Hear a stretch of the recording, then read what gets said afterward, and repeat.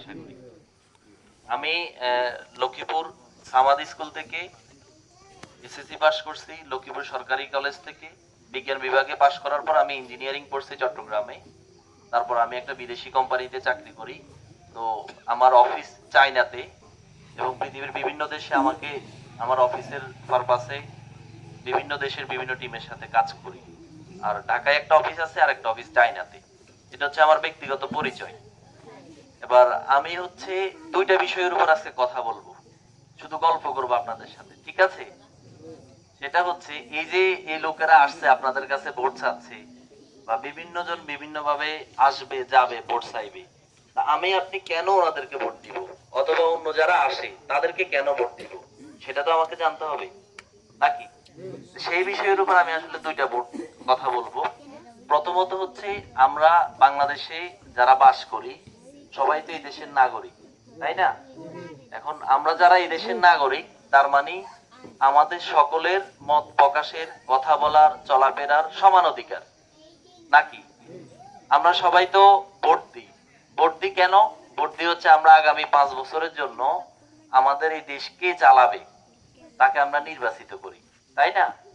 এখন মনে করেন বাংলাদেশের সবচেয়ে বড় আলেম, সে ভোট দিলেও তো ভোট একটা, নাকি?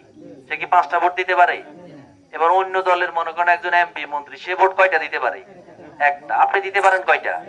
একটা। তাইলে তার মানে দেশে যে যেখানে যে পজিশনে আছে, যেমন আমরা এখানে অনেকজন আছি, এখানে কিন্তু আমাদের বড় ভাই আসছে, উনি আল আজহার মিশর থেকে পড়াশোনা করে আসছে, আলেম মানুষ, অনেক উচ্চ শিক্ষিত ওনারা। আর আমরা যারা দুনিয়ার লাইনে উচ্চ শিক্ষিত, ইঞ্জিনিয়ারিং পাস করছি সর্বোচ্চ, তো বিভিন্ন পেশার মানুষজন আছে, উনি আমার কাকা শিক্ষক। তাহলে বিভিন্ন পেশার মানুষ আছি না সমাজে? শিক্ষাগত যোগ্যতায় বিভিন্ন ব্যাপারে মানুষের মধ্যে অনেক উঁচু নিচু আছে, কিন্তু দেশের নাগরিক হিসাবে সবাই ভোট দিতে পারে কয়টা? তার মানে এই দিক দিয়ে আমরা আপনারা যে যেখানে আছে, এবং আমাদের মায়েরা, বোনেরা, খালারা ঘরের ভিতরে আছে, ওনারাও ভোট দিতে পারে। তাহলে দেশের নাগরিক হিসাবে আমাদের সকলের অধিকার সমান, সকলের ক্ষমতা সমান। তবে আমাদের দেশের কালচার এমন হয়ে গেছে, আমাদের এই ক্ষমতাটা আমরা ভোটের আগ পর্যন্ত দেখাইতে পারি, এরপর আর আমাদের ক্ষমতা থাকে না। এরপর আমরা যাকে নির্বাচিত করি তার কথা মতো আমাদের চলতে হয়। বুঝতে পারছি কিনা? তাহলে যতদিন আমার হাতে ক্ষমতা আছে, এই যে মনে করেন আর 2 মাস আছে আপনার হাতে ক্ষমতা, বা এখন এই 2 মাস এ আসবে ও আসবে, এইটা বলবে ওইটা বলবে, কারণ আপনার হাতে এখন ক্ষমতা।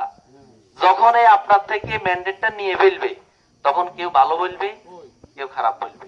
এজন্য যতদিন আপনার হাতে ক্ষমতা আছে ততদিন আপনি বুঝে নিতে হবে যে কাকে আপনি নেতা বানাইলে পরেও আপনি সম্মান পাবেন, আর কাকে নেতা বানাইলে এই 2 মাস পার হয়ে গেলে আপনি সম্মান তো দূরের কথা, আপনি অপমানিত হবেন। এটা আপনাকে সিদ্ধান্ত নিতে হবে কাকে নিতে হবে। কারণ আপনার ভোটও একটা, রাষ্ট্রপতির ভোটও একটা, দুইজনের ক্ষমতা এই জায়গায় সমান, এটা বুঝে নিতে হবে। এখন আসেন, একটা দেশ কিভাবে ফাংশন করে এটা আমাদেরকে বুঝতে হবে। আমরা যারা দেশের বিভিন্ন সেক্টরে আমরা চাকরি করি, আমি অ্যাজ এ ইঞ্জিনিয়ার, ইঞ্জিনিয়াররা হচ্ছে দেশ পরিচালনা করে, আর ডাক্তাররা হচ্ছে দেশকে মানুষের চিকিৎসা সেবা দেয়, আর উকিল বা অন্য যারা আছে তারা যার যার জায়গা থেকে দেশকে সেবা দেয়। তো আমরা উপর থেকে যে দেশকে দেখি, সেই জায়গা থেকে আমরা একটু বলি, একটা দেশ কিন্তু বড়লোকের টাকায় চলে না। একটা দেশ, এদেশের প্রত্যেকটা মানুষের পকেটের টাকা দিয়ে চলে। কিভাবে চলে আপনার টাকা দিয়ে, সেটা আপনাকে বুঝতে হবে। যেমন বাংলাদেশ চলে কিন্তু দুইটা দিয়ে, আপনাকে বুঝতে হবে বাংলাদেশ চলে কিভাবে। দুইটা জিনিস দিয়ে। এক নাম্বার হচ্ছে বাংলাদেশ গার্মেন্টস দিয়ে চলে। বাংলাদেশ কি দিয়ে চলে? গার্মেন্টস দিয়ে চলে।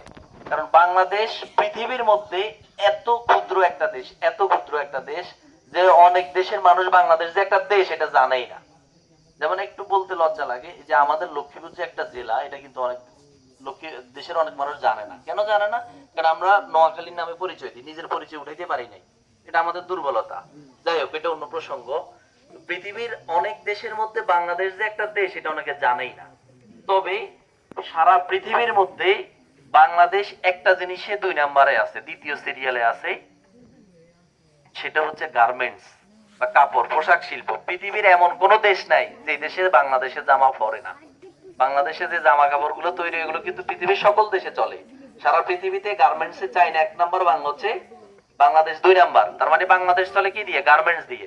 আর দ্বিতীয় আরেকটা চলে কি দিয়ে? প্রবাসীদের টাকা দিয়ে। এই দুইটা দিয়ে বাংলাদেশ চলে। এই আর আরেকটা জিনিস আছে এর বাইরে।